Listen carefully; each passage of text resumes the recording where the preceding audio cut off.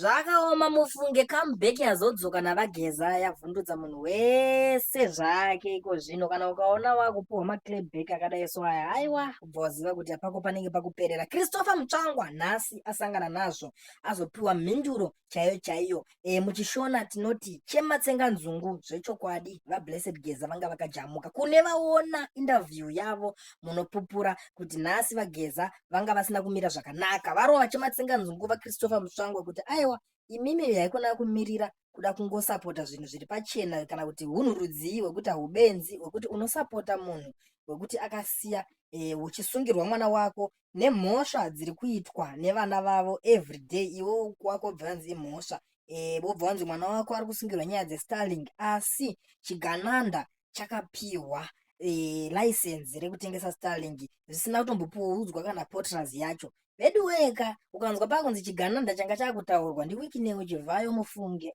mudhara uyu chokwadika anga akachaja muzuva ranhasi. Situation iri apa zvikaramba zvakadai so ameno kuti zvichasvika kupi vedu mawo veterani mamwe ese vapuhwa yambiro, vapiwa zvematsenga nzungu zvavo zvinokwana navaBlessed Geza.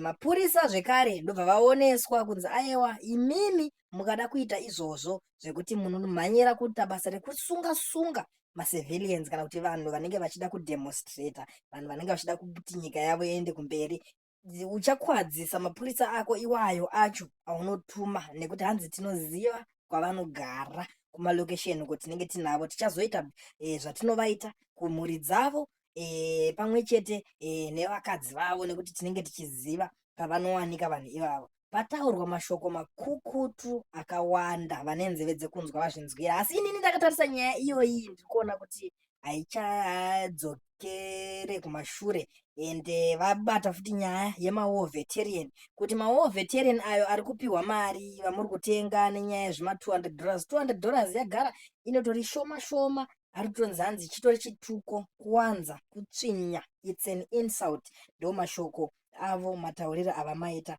ivo vaBlessed Geza. Panga pasina kumira zvakanaka mhuri yeZimbabwe. Hatizivi kuti patakuenda iko zvino nyaya yacho iyi ichanyatsoperera papi, nekuti apa vadedzera kuti mukaona takutodzoka tochigadzirira kuti tichienda kuti tinotangidza zvinhu zvacho. Ndo situation iri kuitika mhuri yeZimbabwe panyika yekwedu.